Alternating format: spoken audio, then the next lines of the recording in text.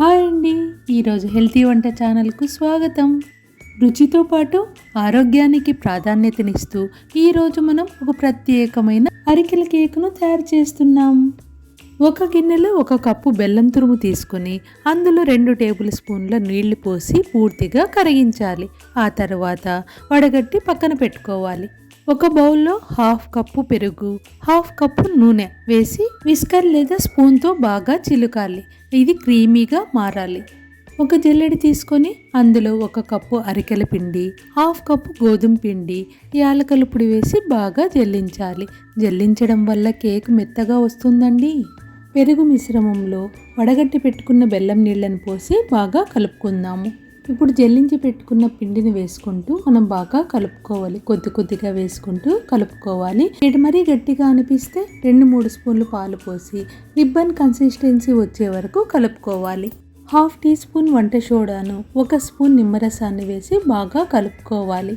అయితే మనము ఈ బ్యాటర్ని అంతా రెడీ చేయడానికి ముందుగానే కప్స్ రెడీగా చేసి పెట్టుకోవాలి. బటర్ పేపర్ లాంటి ప్లాస్టిక్ లేదా కెమికల్ కోటింగ్ ఉన్న పేపర్లు వాడకుండా సంప్రదాయ పద్ధతిలో నూనె మరియు గోధుమ పిండిని ఉపయోగించి కేక్ గిన్నెలను సిద్ధం చేసుకుందాం. కప్పుల లోపలి భాగం బ్రష్తో కొద్దిగా నూనె లేదా నెయ్యి అంచుల వరకు బాగా రాసుకోవాలి. ఇప్పుడు అందులో గోధుమ పిండి వేసి కప్పును అన్ని వైపులా తిప్పుతూ పిండి కప్పు లోపల అంతటా అంటుకునేలా చేయాలి.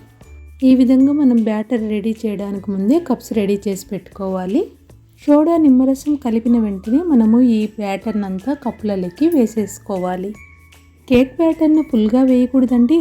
కప్పులో 3/4 వంతు మాత్రమే వేయాలి. ఎందుకంటే కేక్ పొంగుతుంది కాబట్టి మనం పై వరకు వేసుకోకూడదు. ఇప్పుడు పైన గుమ్మడి పప్పులతో గార్నిష్ చేసుకుంటున్నాను. కేక్ గిన్నెలు రెడీ చేయడానికి ముందుగానే 10 నిమిషాలు మనము ఒక స్టాండ్ పెట్టి ఒక పాన్ని వేడి చేసి పెట్టుకోవాలి. 10 నిమిషాలు వేడైన తర్వాత మనం రెడీ చేసి పెట్టుకున్న కేక్ బ్యాటర్ను పెట్టి 45 నిమిషాల నుంచి 50 నిమిషాల వరకు లో ఫ్లేమ్లో మనం బేక్ చేసుకోవాలి. చెరీస్ వేసేటప్పుడు మనం 1/2 అవర్ తర్వాత వేసుకోవాలి. ఎందుకంటే దాని బరువు వల్ల అవి అడుగుకు వెళ్ళిపోతాయి.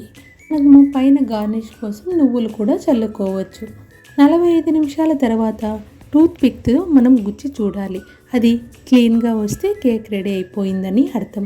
అలా కాకుండా కొంచెం కేక్ అంటుకొని ఉంటే మరి ఒక 10 నిమిషాల పాటు మనం అలాగే ఉంచి బేక్ చేసుకోవాలి. నాకు 55 నిమిషాల తర్వాత టూత్ పిక్కు కేక్ అంటుకోకుండా వచ్చింది కాబట్టి రెడీ అయిపోయిందని అర్థం. అయితే కేక్ బేక్ అయిన తర్వాత వెంటనే తీయకూడదు. 15 నిమిషాలు చల్లారనివ్వాలి. అప్పుడే కేక్ అంచుల నుండి విడిపోయి మన కప్ నుండి ఈజీగా బయటకు వస్తుంది.